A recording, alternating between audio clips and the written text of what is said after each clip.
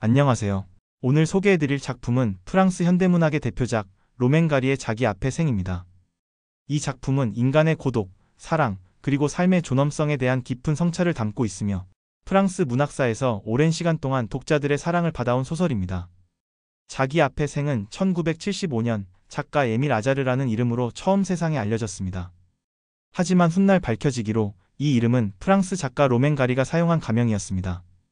그는 이 작품으로 두 번째 콩쿠르상을 수상하게 되었으며 한 사람에게 한 번만 수여되는 것으로 알려진 그 상의 규정을 넘어선 유일한 작가로 문학사에 기록되었습니다. 자기 앞에 생은 파리 벨빌의 빈민가를 배경으로 노년의 전직 창녀 마담 로사와 어린 아랍 소년 모모가 함께 살아가는 이야기를 중심에 둡니다. 사건이 있는 이야기보다는 사건조차 일어나지 못하는 인물들의 생애를 그대로 보여주는 이야기이며 혈연도 조건도 없이 서로를 의지하며 살아가는 두 인물의 삶을 통해 이 소설은 인간 존엄성과 타인의 존재를 받아들이는 용기에 대해 말하고 있습니다. 로맹가리는 이 작품을 통해 사랑이란 무엇이며 삶을 끝까지 붙잡는다는 것이 어떤 의미인지를 조용하면서도 깊은 시선으로 들여다봅니다. 지금부터 자기 앞에 생의 세계로 함께 들어가 보시겠습니다. 나는 10살쯤 됐다고 생각한다. 하지만 아무도 정확히 내 나이를 말해주지 않았다. 마담 로사는 유대인이고 아우슈비츠에서 살아남은 사람이었다. 그런 사람들이 나이 같은 걸 잘 기억하지 못하는 건 당연하다고 했다. 나는 벨빌이라는 동네에서 그녀와 함께 살았다. 벨빌은 파리에서도 가장 가난하고 복잡한 동네로 매춘부들의 아이들, 아랍인, 흑인, 유대인이 함께 뒤섞여 살아가는 곳이었다. 마담 로사는 이전에 창녀였지만 나이가 들면서 매춘부들이 맡기고 간 아이들을 돌보며 살고 있었다. 나는 그 아이들 중 가장 오래된 아이였고 그러니까 일종의 장남 같은 존재였다. 그녀는 아파트 6층에 살고 있었고 언제나 엘리베이터 없이 계단을 오르내려야 했다. 폐가 안 좋아서 계단을 오르면 늘 숨이 찼지만 그녀는 그걸 누구 탓으로 돌리지 않았다. 그건 인생이지, 모모야. 모든 게 다 인생이야. 우리 집에는 늘 뭔가 이상한 기운이 감돌았다. 마담 로사는 가끔씩 침대 밑에 숨겨놓은 사진들을 꺼내보곤 했는데 그건 아우슈비츠에서의 기억 때문이었다. 그녀는 절대 병원에 가려 하지 않았고 유대인은 병원에서 죽게 돼 있다고 말하곤 했다. 그래서 몸이 아파도 참고 기억이 혼란스러워도 입을 다물었다. 나는 그녀의 그런 태도를 이해하지 못했지만 왠지 슬프게 느껴졌다. 그녀는 종종 내게 너는 사랑받을 자격이 있다고 말했다. 하지만 나는 그 말이 진짜인지 몰랐다. 나는 내 부모가 누군지도 모르고 마담 로사는 그에 대해 아무 말도 하지 않으려 했다. 다만 어렴풋이 기억나는 건 한 남자가 돈 봉투를 들고 와서 나를 맡기고 갔다는 이야기였다. 그 남자가 내 아버지였는지는 아무도 말해주지 않았다. 동네에는 별별 사람들이 다 있었다. 알제리 출신의 아저씨들, 매춘부로 살다가 병든 여자들, 아침마다 쓰레기를 뒤지는 노인들. 하지만 그 안에도 나름의 질서와 애정이 있었고 마담 로사는 그들의 아이들을 정성껏 돌보았다. 그녀는 거칠고 투박한 말투를 썼지만 아이들을 정말로 사랑했다. 우리 집에는 늘 따뜻한 온기가 있었고 그건 돈으로 살 수 있는 게 아니었다. 가끔 나는 거리에서 혼자 놀다가 경찰에게 붙잡히기도 했고 그럴 때마다 마담 로사는 경찰과 싸우듯 나를 데려왔다. 그녀는 몸이 약했지만 눈빛은 매서웠고 누구에게도 굴복하지 않았다. 나에겐 그녀가 세상의 중심 같았다. 나를 그토록 걱정해주고 또 때로는 혼내주기까지 한 사람은 오직 그녀뿐이었다. 그 시절 나는 아직 슬픔이 무엇인지 잘 몰랐다. 하지만 마담 로사를 바라볼 때면 그 단어가 어딘가 내 가슴 깊은 곳에서 느껴지는 것 같았다. 그녀의 주름진 얼굴, 숨이 찬 숨결, 말없이 바라보는 눈빛 속에는 내가 다 알 수 없는 이야기들이 들어 있었다. 나는 그 이야기들을 다 이해하진 못했지만 어쩐지 내 인생은 그 속에서 시작되고 있는 것 같았다. 나는 가끔 내가 어떻게 태어났는지 궁금했다. 하지만 마담 로사는 늘 그 이야기를 피했다. 그녀가 분명하게 말해준 건 단 한 가지뿐이었다. 사람은 태어날 때 선택권이 없어, 모모야. 그 말은 나한테도 그녀한테도 진실이었다. 마담 로사는 많은 아이들을 돌봐왔지만 나는 조금 특별했다. 나를 찾아오는 사람은 아무도 없었고 그런 아이들이 가장 상처를 많이 받는다고 그녀는 말했다. 나는 그 말이 무슨 뜻인지 다 알지는 못했지만 마담 로사 곁에 있을 때만큼은 마음이 편안했다. 그래서 특별히 불행하다고 느낀 적은 없었다. 나는 종종 동네의 카츠 선생을 찾아갔다. 그는 나이가 많고 언제나 지친 얼굴이었지만 왠지 모르게 믿을 수 있는 냄새가 나는 사람이었다. 나는 그에게 사람의 마음이 어디에 있는지 물은 적이 있다. 그는 조용히 내 가슴 쪽, 심장이 있는 곳을 가리켰다. 하지만 나는 그 대답이 마음에 들지 않았다. 내가 생각하는 마음은 그런 게 아니었다. 그건 심장보다 더 깊은 어딘가에 말로 설명할 수 없는 곳에 숨어 있는 것이었다. 어느 날 나는 마담 로사의 방을 몰래 뒤졌다. 나를 맡겨놨다는 그 남자의 흔적이 남아있을까 싶어서였다. 방 안에는 늘 쾌쾌한 냄새가 났고 구석에는 낡은 사진들이 가지런히 놓여 있었다. 나는 하나하나 사진을 들여다보았다. 모두 낯선 얼굴들이었고 어쩐지 슬펐다. 혹시 나와 닮은 사람이 있지 않을까 했지만 사진 속 사람들은 전부 모르는 얼굴뿐이었다. 그 무렵부터 마담 로사의 몸이 조금씩 나빠지기 시작했다. 계단을 오를 때면 숨이 가빠졌고 밤에는 자주 깨어서 창밖을 바라보곤 했다. 나는 그런 그녀 옆에 앉아 말없이 같이 있어 주었다. 가끔 그녀는 과거 이야기를 흘리듯 말하곤 했다. 난 언제나 도망쳤어. 사람들은 그걸 살아남는다고 하지. 그녀는 아우슈비츠 이야기를 거의 하지 않았지만 그 말 한마디에 그녀의 인생이 다 담겨 있는 것 같았다. 나는 가끔씩 너무 불안해졌다. 만약 마담 로사가 사라진다면 나는 어떻게 되는 걸까? 그 생각이 커지면 견딜 수가 없어서 문을 박차고 거리로 나가곤 했다. 그러면 거리는 늘 똑같았다. 알제리에서 온 하밀 할아버지가 작은 가게를 지키고 있었고 나는 거기서 쿠스쿠스를 먹으며 마음을 달랬다.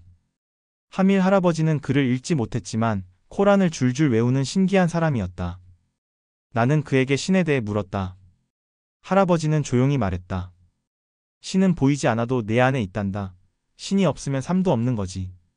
나는 그 말을 완전히 이해하지는 못했지만 이상하게 듣는 것만으로도 위로가 되었다. 세상엔 그런 말이 필요한 순간이 있었고 어른들은 늘 무언가를 설명하려 들었다. 나는 그 설명들을 믿지는 않았지만 적어도 들어주는 척은 할 줄 알게 되었다. 세상을 다 믿을 준비는 아직 되지 않았지만 그 대신 듣는 법을 배우고 있었다. 밤이 되면 나는 마담 로사의 침대 옆에 앉아 그녀가 잠드는 모습을 지켜보았다. 그녀는 종종 잠꼬대를 하며 이상한 이름들을 중얼거렸다. 어쩌면 다 죽은 사람들의 이름일지도 몰랐다. 나는 그럴 때마다 조용히 그녀의 손을 잡아주었다. 그러면 마담 로사는 다시 잠에 빠지곤 했다. 그 순간 나는 문득 생각했다. 내가 그녀를 지켜주는 사람일 수도 있겠다고. 아직 10살밖에 되지 않았지만 어른들의 세계가 어떤 곳인지 조금은 알 것 같았다. 어느새 벨빌의 저녁이 깊어가고 있었다. 거리는 희미한 가로등 아래 창녀들의 웃음소리와 슬픈 노래가 뒤섞였다. 나는 그 모든 것이 무엇을 뜻하는지 알지 못했지만 단 한 가지는 확실했다. 삶은 언제나 거기에 있었고 피할 수 없는 무언가가 서서히 조용히 다가오고 있었다. 시간이 지날수록 마담 로사의 몸이 점점 더 나빠지고 있다는 걸 느낄 수 있었다. 그녀는 이제 계단을 오르다 자주 멈춰서서 숨을 골라야 했고 그때마다 거칠고 힘든 숨소리가 내 귀에 들려왔다. 그런 모습을 볼 때면 내 가슴은 묘하게 답답해졌고 나는 어느새 그녀를 지키는 것이 내 몫이라고 생각하게 되었다. 마담 로사는 가끔 내 손을 잡고 말했다. 너밖에 없다 모모야. 그 말 속에는 커다란 책임감이 담겨 있었지만 나는 그 책임감이 좋았다. 적어도 나는 누군가에게 필요한 사람이 되어 있었다. 나는 여전히 하밀 할아버지의 작은 가게를 자주 찾았다. 할아버지는 점점 나이가 들어 눈이 잘 보이지 않았고 세상이 흐릿하게 보인다고 말했다. 그는 여전히 코란을 읊조리곤 했는데 눈이 보이지 않아 기억 속에 담긴 구절을 하나하나 꺼내어 조용히 외웠다. 하루는 그에게 물었다. 할아버지, 사람은 왜 늙는 거예요? 하밀 할아버지는 부드럽게 웃으며 말했다. 그건 신이 세상을 계속 새롭게 만들기 위한 방식이란다. 나는 그 말이 완전히 이해되지 않았지만 이상하게 마음속에 들어와 자리를 잡았다. 그의 옆에서 코란을 듣고 있으면 잠시나마 마음이 편안해졌다. 어느 날 거리에서 낯선 여자와 마주쳤다. 그녀는 나를 슬프게 바라보며 물었다. 모모 맞지? 나는 순간 당황해서 아무 말도 하지 못했다. 그녀는 마담 로사를 알고 있는 듯했다. 그 여자는 슬픈 눈으로 다시 말했다. 너는 내 엄마를 알고 싶지 않니? 그 말을 듣는 순간 머리가 어지러워졌다. 나는 늘 엄마에 대해 생각해왔지만 이렇게 직접 누군가 내게 물어본 적은 없었다. 나는 그 여자에게 아무런 대답도 하지 않고 서둘러 집으로 뛰어갔다. 집에 도착했을 때 마담 로사는 침대에 누워 있었다. 그녀는 더 약해진 것 같았다. 내가 들어오는 걸 보고 그녀는 힘겹게 미소 지으며 말했다. 어디 갔다 온 거니, 모모야? 나는 아무 대답도 하지 않고 그녀의 침대 옆에 앉았다. 나는 마담 로사가 늘 곁에 있을 거라고 믿고 싶었지만 그 믿음이 흔들리고 있었다. 말없이 그녀의 마른 손을 꼭 잡고 가만히 앉아 있었다. 그날 밤 나는 잠을 이루지 못했다. 내 진짜 어머니는 누구인지, 왜 나를 버리고 떠났는지 계속 궁금했다. 그런 생각을 하지 않으려 애써왔지만 그날만큼은 그 궁금증이 자꾸만 밀려왔다. 마담 로사가 나를 돌봐줬지만 진짜 엄마는 아니었다. 나를 낳은 진짜 엄마는 어디에 있는 걸까? 나는 그날 밤 처음으로 진짜 외로움이 무엇인지 느꼈다. 며칠 뒤 나는 카츠 선생을 찾아갔다. 그에게 거리에서 만난 여자가 했던 이야기를 모두 털어놓았다. 카츠 선생은 잠시 조용히 듣더니 나를 보며 말했다. 모모야, 때로는 모르는 편이 나을 때도 있단다. 어떤 진실은 사람을 더 외롭게 만들 수도 있거든. 나는 그 말의 뜻을 어렴풋하게 이해했지만 궁금증은 여전히 내 안에 남아 있었다. 그 무렵 마담 로사를 찾는 손님들이 점점 줄어들었다. 집안은 더 어두워지고 냄새도 더욱 쾌쾌해졌다. 그녀는 밤마다 고통스러워했고 나는 아무런 도움도 줄 수 없었다. 나는 어른들의 세계를 바라보면서 알 수 없는 공허함을 느꼈다. 사람들은 바쁘고 슬프고 때로는 잔인하기까지 했다. 세상이란 어쩌면 내가 결코 이해할 수 없는 것일지도 몰랐다. 어느 날 하밀 할아버지가 쓰러졌다는 소식을 들었다. 나는 눈앞이 캄캄해졌다. 할아버지는 병원에 실려간 뒤 돌아오지 않았다. 나는 그의 빈 가게 앞에 앉아 이제는 코란을 읊어주는 그의 목소리를 들을 수 없다는 사실을 깨달았다. 그때 처음으로 죽음이 무엇인지 조금씩 알게 되었고 그것이 마담 로사에게도 점점 가까워지고 있다는 생각이 들었다. 나는 슬펐지만 눈물을 흘리진 않았다. 다만 삶이라는 건 어쩌면 그런 것인지도 모른다고 조용히 생각했다. 누군가가 항상 곁에 있다가 어느 순간 조용히 사라져버리는 것이라고 말이다. 그날 저녁 나는 마담 로사 곁에 앉아 말했다. 마담 로사, 나는 어른이 되고 싶지 않아요. 그녀는 희미하게 미소 지으며 답했다. 모모야, 아무도 어른이 되고 싶어 하진 않는단다. 그건 그냥 어쩔 수 없는 일이야. 나는 그 말을 가슴 깊이 담았다. 삶과 죽음이 무엇인지 조금씩 깨닫고 있었다. 그 깨달음이 바로 어른이 되는 과정이라는 걸 그때는 아직 잘 알지 못했다. 마담 로사의 병세는 점점 더 심각해지고 있었다. 그녀는 대부분의 시간을 침대에서 보냈고 내가 밥을 챙겨줘야 할 정도로 약해졌다. 몸을 씻거나 옷을 갈아입는 것조차 힘들어했는데 그런 모습을 내게 보이는 것을 마담 로사는 몹시 싫어했다. 그녀의 창백하고 지친 얼굴을 볼 때마다 내 가슴은 무겁게 눌렸다. 누군가의 보호자라는 사실이 자랑스러웠지만 그 자랑스러움에는 늘 불안함이 섞여 있었다. 나는 마담 로사의 약을 사러 약국에 자주 갔다. 처음에는 약사가 아이 혼자 약을 사러 오는 것을 이상하게 봤지만 시간이 지나자 나를 알아보고 조용히 약을 준비해 주었다. 우리는 서로 아무 말도 하지 않았지만 이상하게도 약사의 무표정한 얼굴에서 오히려 위로를 받았다. 적어도 그곳에서는 아무 질문도 듣지 않아도 되었다. 어느 날 저녁 마담 로사가 나를 조용히 불렀다. 그녀는 아주 작고 떨리는 목소리로 말했다. 모모야, 난 병원에 가지 않을 거야. 절대 병원에 보내지 않겠다고 약속해줘. 나는 그런 그녀의 얼굴을 바라보았다. 그녀가 두려워하는 것은 병원 자체가 아니라 그곳에서 혼자 죽음을 맞는 것이라는 걸 나는 알고 있었다. 나는 침을 꿀꺽 삼키고 고개를 끄덕였다.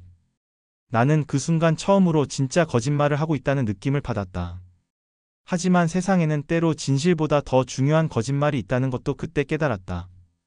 마담 로사가 침대에서 일어나지 못하게 되자 집안은 점점 어려워졌다.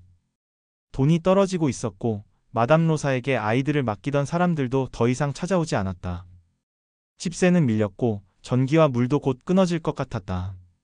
나는 몰래 거리로 나가 꽃을 팔기 시작했다. 벨빌의 사람들은 나를 이상하게 쳐다봤지만 가끔은 꽃을 사주는 사람도 있었다. 그렇게 번 돈으로 마담 로사의 약과 먹을거리를 마련했다. 그때 나는 처음으로 세상이 결국 돈으로 돌아간다는 걸 뼈저리게 느꼈다. 거리에 나가 꽃을 팔면서 동네의 많은 사람과 이야기를 나누었다. 거리의 창녀들은 나를 안타까운 눈빛으로 바라보았고 때로는 돈을 더 얹어주기도 했다. 모모, 너는 이 길로 빠지면 안 돼. 그들이 자주 그런 말을 했다. 나는 그 뜻을 정확히 알 수는 없었지만 그들의 슬픈 눈빛과 걱정 어린 목소리에서 이상한 위로를 받았다. 집으로 돌아와 침대에 누워있는 마담 로사의 숨소리를 들었다. 그 숨소리는 하루하루 약해지고 있었다. 나는 그녀의 숨소리를 들을 때마다 내 숨을 죽이고 귀를 기울였다. 마담 로사가 언젠가는 내 곁에서 영원히 떠날지도 모른다는 사실을 서서히 받아들이고 있었다. 그 생각만으로도 가슴이 아프고 숨이 막혔다. 혼자 남겨질지 모른다는 두려움이 나를 점점 옥죄었다. 어느 날 밤 마담 로사가 깊이 잠든 사이에 나는 그녀의 손을 잡고 조용히 기도했다. 하밀 할아버지가 알려준 기도는 아니었다. 그냥 내 마음속에서 나오는 대로 빌었다. 제발 마담 로사를 데려가지 말아주세요. 처음으로 내 눈에 눈물이 맺혔지만 나는 아직 울 때가 아니라는 생각이 들어 참았다. 카츠 선생이 자주 방문해 마담 로사의 상태를 확인해 주었다. 어느 날 그는 나에게 솔직하게 말했다. 모모, 너도 준비를 해야 할 때가 됐어. 준비라는 것이 정확히 무엇인지 알 수 없었지만 마담 로사가 언젠가 이 세상에서 사라질 거라는 사실은 분명히 알고 있었다. 그 의미가 무엇인지 나는 조금씩 이해하기 시작했다. 마담 로사가 점점 더 깊은 잠에 빠지는 날이 많아졌다. 그런 날에는 늘 마음이 불안해졌다. 가끔 그녀가 숨을 쉬고 있는지 손가락을 코앞에 대고 확인하곤 했다. 그렇게 그녀가 살아있음을 확인하면 잠시 안도했다. 마담 로사가 살아있다는 사실이 내가 세상과 연결되어 있다는 유일한 증거였다. 나는 창밖의 어두운 밤하늘을 바라보았다. 별 하나 없이 어둠만이 짙게 깔려 있었다. 어쩌면 내가 이 세상에서 가진 유일한 것은 마담 로사의 약한 숨소리뿐인지도 모른다고 생각했다. 그리고 그 소리는 점점 희미해지고 있었다. 현실은 점점 더 무겁게 나를 눌렀다. 마담 로사의 상태가 급격히 나빠지면서 그녀는 이제 제대로 말을 하지 못했고 가끔씩 눈을 뜨는 것조차 힘겨워했다. 집 안은 고요했고 오직 침묵만이 가득했다. 그 침묵이 너무 무거워 견디기 힘들었지만 나는 감히 그것을 깨뜨릴 용기가 나지 않았다. 어느 날 밤 마담 로사가 갑자기 괴로운 소리를 내며 잠에서 깼다. 나는 놀라서 침대 곁으로 달려갔다. 그녀의 숨소리는 너무나 힘겨웠고 얼굴은 창백했다. 그녀가 내 손을 꼭 잡으며 아주 작게 속삭였다. 모모야, 나를 병원에 보내지 않겠다고 약속했지? 나는 떨리는 목소리로 다시 한번 약속했다. 그녀의 눈 속에 담긴 두려움을 차마 마주 볼 수 없어 고개를 숙였다. 그날 밤 나는 마담 로사 곁에서 뜬 눈으로 밤을 새웠다. 나에게 마담 로사를 돌보는 일이 점점 벅차기 시작했다. 결국 나는 카츠 선생에게 도움을 청하기로 결심했다. 카츠 선생은 내 이야기를 조용히 듣더니 어렵게 입을 열었다. 모모야, 병원에 가지 않으면 힘들 거야. 나는 그 말을 듣고 고개를 숙였다. 무엇을 해야 하는지 나는 알 수 없었고 세상에는 옳은 일이라는 게 늘 명확하지 않다는 사실만 다시금 깨달았다. 며칠 뒤 마담 로사는 침대에서 더 이상 일어나지 못했다. 나는 그녀를 씻기고 약을 먹이고 침대를 정리하며 스스로를 위로했다. 그녀에게 필요한 존재라는 사실만으로도 내게는 의미가 있었다. 하지만 아무리 노력해도 그녀가 점점 죽음에 가까워진다는 현실 앞에서 나는 무력감을 느꼈다. 그녀가 다시 눈을 뜨지 않을 수도 있다는 두려움이 밀려왔다. 그 순간 견딜 수 없는 마음에 나는 무작정 집 밖으로 뛰쳐나갔다. 나는 어디로 가는지도 모른 채 거리로 나갔고 결국 벤치에 앉아 숨을 고르며 눈을 감았다. 눈을 감고 마담 로사가 없는 세상을 상상해 보았다. 그것은 너무 끔찍했고 나도 모르게 눈물이 흘렀다. 그때 처음으로 나는 혼자서 울었다. 아무도 내 곁에 없었다. 그날 저녁 나는 다시 집으로 돌아갔다. 다행히 마담 로사는 아직 숨을 쉬고 있었다. 나는 침대 곁에 앉아 그녀의 손을 잡았다. 그녀의 손은 차갑고 거의 힘이 없었다. 나는 그녀에게 말했다. 마담 로사, 나는 아직 당신이 필요해요. 제발 떠나지 말아요. 그녀는 아무 대답도 하지 않았다. 나는 그녀가 서서히 멀어지고 있다는 사실을 받아들여야만 했다. 다음 날 아침 나는 다시 거리로 나가 꽃을 팔았다. 거리의 창녀들에게 내 상황을 털어놓았다. 그들은 아무 말도 하지 않고 슬픈 눈으로 나를 바라보았다. 그들의 침묵에서 나는 위안을 얻었다. 그들이 내 마음을 이해하고 있다는 걸 느낄 수 있었다. 세상은 때로 아무 말 없이도 서로의 고통을 나눌 수 있는 곳이라는 것을 나는 그때 깨달았다. 집으로 돌아와 침대에 누워있는 마담 로사를 보며 나는 결심했다. 나는 그녀를 병원에 보내지 않겠다는 약속을 반드시 지킬 것이다. 그녀가 원하지 않는다면 내가 모든 것을 감당해야 했다. 내가 할 수 있는 유일한 일은 그녀의 마지막 순간까지 곁에 머무르는 것이었다. 그날 밤 창밖을 바라보며 나는 생각했다. 세상에는 이해할 수 없는 일들이 너무 많았다. 왜 사람들은 죽어야 하는지, 왜 나는 부모가 없는지, 왜 마담 로사는 이런 고통을 겪어야 하는지 알 수 없었다. 그 질문들의 답이 없다는 것을 어렴풋이 알았다. 어쩌면 답을 찾는 것 자체가 무의미할지도 몰랐다. 하지만 한 가지는 확실히 알았다. 내가 마담 로사의 곁에 있는 이유는 단 하나뿐이었다. 나는 그녀를 사랑했다. 사랑은 설명이 필요 없었다. 그것은 그저 거기에 있었고 나는 그것을 지키기 위해 무엇이든 할 수 있었다. 나는 마담 로사의 차가운 손을 꼭 쥐었다. 그녀가 느낄 수 있기를 바라며 작게 속삭였다.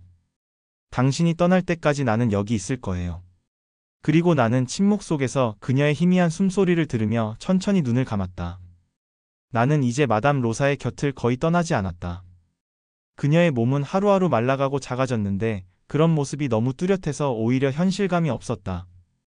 죽음이라는 게 정확히 무엇인지 알 수는 없었지만 좋은 일은 아니라는 것만큼은 분명히 느꼈다. 이웃의 창녀들이나 카츠 선생이 가끔 찾아와 그녀의 상태를 확인했지만 그들이 하는 말은 늘 똑같았다. 시간 문제야 모모야. 그 말이 나를 더욱 외롭게 만들었다. 사람들은 이미 마담 로사가 떠난 것처럼 말했고 그런 태도가 나를 화나게 했다.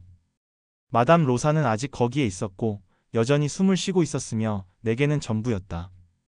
어느 순간부터 나는 마담 로사와 긴 이야기를 나누지 않았다. 대신 그녀 옆에 조용히 앉아 창밖을 바라보았다. 그 침묵이 어색하지 않았다. 오히려 서로가 말없이 이해하고 있는 무언가가 그 침묵 속에 있었다. 나는 그녀의 희미한 숨소리에 집중했고 그녀가 살아있다는 사실이 나의 모든 의미의 중심이 되었다. 어느 날 밤 마담 로사가 내 손을 잡고 힘겹게 속삭였다. 모모야, 내가 없었다면 난 벌써 갔을 거야. 그 말은 거의 들리지 않을 정도로 작았지만 의미는 너무나도 명확했다. 나는 울지 않았다. 그저 고개를 끄덕였을 뿐이다. 내 안의 슬픔이 조금씩 단단해져 갔고 그것은 오히려 나에게 힘을 주었다. 마담 로사가 언제 떠날지 알 수 없었기 때문에 나는 매 순간 그녀 곁에 있는 것이 내가 할 수 있는 유일한 일이라고 생각했다. 그 무렵 집 안에는 음식과 돈이 거의 다 떨어졌다. 하지만 그런 것들은 신경 쓰이지 않았다. 나는 그저 하루하루를 그녀와 함께 보내는 것이 중요하다고 여겼다. 어느 날 저녁 카츠 선생이 찾아와 진지한 목소리로 말했다. 모모야, 이제 정말 결정을 내려야 해. 이대로 두면 그녀가 더 힘들 수 있어. 나는 흔들리지 않고 말했다. 마담 로사는 여기 있어야 해요. 그녀가 원하는 건 그것뿐이에요. 내 단호한 태도에 카츠 선생은 더 이상 말을 하지 않고 어깨를 떨구고 돌아갔다. 나는 처음으로 어른보다 내가 더 잘 아는 것이 있다는 느낌을 받았다. 며칠 뒤 거리의 창녀들이 집을 찾아와 음식과 돈을 놓고 갔다. 그들은 말없이 나를 꼭 안아주었다. 나는 그때 처음으로 그들의 품속에서 울었다. 울음소리는 오래가지 않았지만 그 순간 나는 이제 혼자가 아니라는 걸 느꼈다. 마담 로사는 곧 떠날지도 모르지만 나는 여전히 누군가의 곁에 있었다. 그날 밤 나는 마담 로사 옆에서 잠이 들었다. 꿈속에서 나는 어릴 적 처음 그녀를 만난 날을 다시 보았다. 마담 로사가 활짝 웃으며 내 손을 잡았고 나는 그 손을 놓지 않았다. 꿈에서 깨어났을 때 나는 그녀의 손을 꼭 쥐고 있었다. 그녀는 여전히 숨을 쉬고 있었다. 창밖의 밤은 깊었고 거리의 불빛은 희미했다.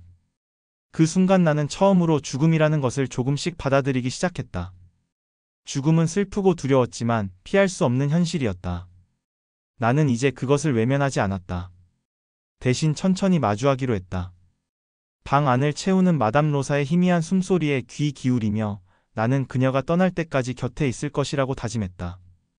그것은 고통스럽고 슬픈 시간이었지만 그 안에서도 작은 희망을 느꼈다. 사랑하는 사람의 마지막 순간을 함께하는 것이 어떤 의미인지 나는 이제 알 수 있었고 그것이 모든 슬픔을 견디게 하는 유일한 힘이라는 것을 깨달았다. 나는 더 이상 마담 로사의 죽음을 두려워하지 않았다. 정확히 말하자면 두려워하지 않으려고 애쓰고 있었다. 언젠가 그녀가 떠날 거라는 사실을 이미 받아들였지만 그 순간이 조금이라도 더 늦게 찾아오기를 간절히 바랬다. 마담 로사는 며칠째 눈을 뜨지 않았고 나는 그녀의 희미한 숨소리에 모든 신경을 집중했다.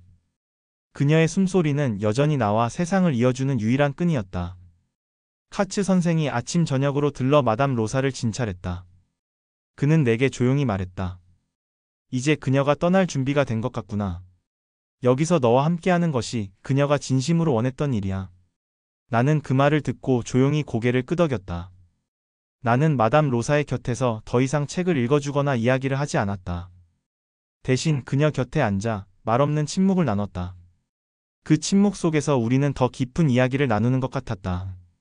어쩌면 진짜 사랑하는 사람들끼리 나눌 수 있는 가장 깊은 언어는 침묵인지도 모른다고 생각했다. 이제 그녀가 정말 떠날지도 모른다고 생각하자 두려움보다는 묘한 안도감이 들었다. 그녀가 더 이상 고통받지 않아도 된다는 생각 때문이었다. 나는 마담 로사의 이마를 조용히 쓰다듬었다. 그녀의 이마는 차갑고 축축했다. 나는 그녀의 손을 꼭 잡고 조용히 말했다. 괜찮아요. 마담 로사, 이제 편히 쉬세요. 그 순간 나는 처음으로 그녀의 죽음을 허락한 듯한 기분이었다. 그것은 고통스러웠지만 어쩌면 꼭 필요한 일이었다. 나는 그녀와 함께 보냈던 수많은 순간들을 떠올렸다. 그녀가 처음 내게 미소 지었던 순간, 밤에 무서워할 때마다 그녀가 내 곁에 있어준 순간. 그 모든 기억들이 내 마음을 따뜻하게 채웠다. 나는 그 기억들 덕분에 외롭지 않았다. 다음 날 아침 카츠 선생이 집을 방문했을 때 놀라운 표정으로 나를 바라보았다. 아직 그녀가 버티고 있다니, 이건 정말 기적이구나. 나는 그것을 기적이라고 생각하지 않았다. 마담 로사는 자신이 준비될 때까지 기다리고 있을 뿐이었다. 나는 그것을 잘 알고 있었다. 그날 오후, 거리의 창녀들이 다시 집을 찾아와 마담 로사를 보았다. 모두가 침묵했고 아무 말도 하지 않았다. 그 침묵은 깊은 위로와 슬픔을 담고 있었다. 어쩌면 내가 이 세상에 태어난 이유가 사랑하는 사람의 곁을 지키는 것일지도 모르겠다는 생각을 처음으로 했다.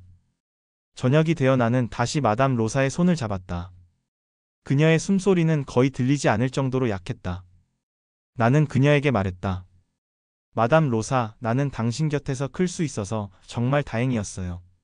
그녀가 내 말을 들었는지 알 수 없었지만 중요한 것은 내가 그 말을 할 수 있었다는 사실이었다. 그날 밤, 나는 그녀의 곁에서 깊은 잠에 빠졌다. 꿈속에서 마담 로사는 환하게 웃으며 나를 향해 손짓하고 있었다. 그녀는 가볍고 자유로워 보였다. 그 꿈은 내가 꾸었던 어떤 꿈보다 아름답고 편안했다. 꿈에서 깨어났을 때 나는 더 이상 그녀의 숨소리가 들리지 않는다는 것을 깨달았다.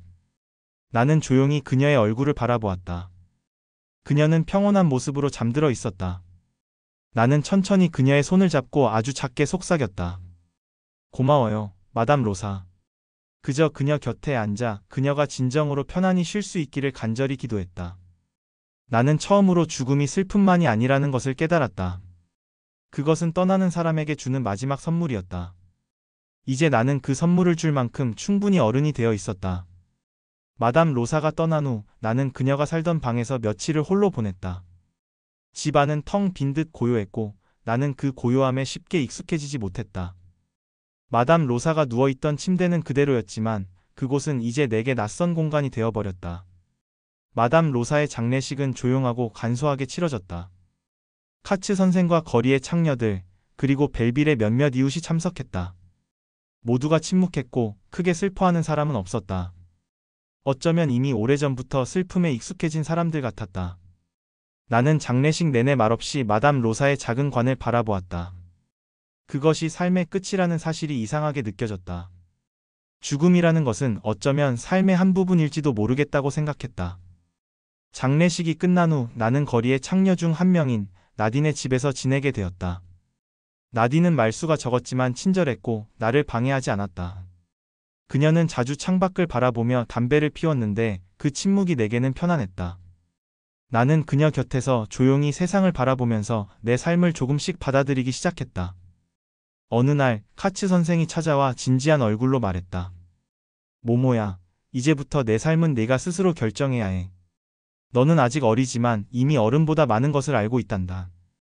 나는 그 말이 정확히 무슨 뜻인지 몰랐지만 내가 이제 혼자라는 사실만은 잘 알고 있었다. 나는 고개를 끄덕이며 말했다. 저는 혼자가 아니에요. 마담 로사는 여전히 제 안에 있으니까요. 카츠 선생은 말없이 내 어깨를 가볍게 두드렸다. 그 손길에서 나는 따뜻한 위로를 느꼈다. 벨빌 거리를 걸으며 나는 자주 마담 로사를 생각했다. 그녀가 떠났다는 사실은 받아들였지만 그녀와의 기억은 여전히 생생했다. 그녀가 남겼던 말들이 떠올랐다. 모모야, 세상은 항상 우리 뜻대로 되지 않아. 그래도 살아가야만 해. 이제야 그 말의 의미가 조금씩 내 마음속으로 들어오기 시작했다. 여전히 세상은 이해하기 어렵지만 어쩌면 이해하지 못해도 괜찮다고 생각했다. 어느 저녁, 나딘의 집 창가에서 하늘을 바라보았다. 별들이 밝게 빛나고 있었다. 어쩌면 마담 로사가 별이 되어 나를 지켜보고 있을지도 모른다는 생각이 들었다. 그것은 아이 같은 생각이었지만 내게는 큰 위로가 되었다. 나는 조용히 중얼거렸다. 마담 로사, 이제 편안하세요? 대답은 없었지만 내 마음속에서 그녀의 대답을 들을 수 있었다. 나딘과의 생활은 조용하고 평화로웠다. 우리는 가끔 저녁을 함께 먹으며 짧은 대화를 나눴다. 나딘은 어느 날 내게 물었다. 모모, 내가 가장 하고 싶은 건 뭐야? 나는 잠시 생각한 뒤 대답했다. 그냥 잘 살고 싶어요. 그 말이 정확히 어떤 의미인지 모르겠지만 그것이 내 진심이라는 것은 분명했다. 시간이 흐르면서 나는 조금씩 성장했다. 벨빌 거리의 사람들을 보며 그 안에 담긴 슬픔과 기쁨을 발견했다. 사람들의 삶을 관찰하며 삶에 대한 두려움을 조금씩 떨쳐냈다. 마담 로사가 여전히 그리웠지만 그녀가 내게 남겨준 기억과 경험들이 삶을 견딜 수 있는 힘을 주고 있다는 것도 깨달았다. 어느 날 밤 꿈속에서 마담 로사를 다시 만났다. 그녀는 환하게 웃으며 내게 말했다. 모모야, 내 인생을 살아야 해. 나는 언제나 너와 함께 있을 거야. 그 말을 듣고 나는 마음이 편안해졌다. 꿈에서 깨어났을 때 눈물이 흘렀지만 슬프지 않았다. 그것은 기쁨과 슬픔이 섞인 눈물이었다. 나는 창밖을 바라보며 깊이 숨을 쉬었다. 세상은 여전히 복잡하고 어려울 것이다. 하지만 이제는 그것을 받아들일 준비가 되어 있었다. 삶은 이해하지 못하는 것이 많지만 이해하지 못해도 괜찮았다. 마담 로사가 가르쳐준 대로 삶을 있는 그대로 바라보기로 했다. 나는 작은 미소를 지으며 조용히 말했다. 당신 덕분에 내가 누구인지 알게 되었어요. 고마워요, 마담 로사. 그 순간 비로소 내 삶이 진정으로 시작되었음을 느낄 수 있었다. 지금까지 로맨가리의 자기 앞에 생 함께 들어보셨습니다. 이 작품은 세상 가장 낮은 곳에서 살아가는 인물들의 삶을 통해 진정한 사랑과 연대란 무엇인지 조용히 묻는 이야기였습니다. 로맨가리는 이 소설을 통해 우리가 누구이며 어디에서 왔는지보다 중요한 것은 서로를 어떻게 바라보고 끝까지 곁에 머무를 수 있는가라는 점을 말하고자 했습니다.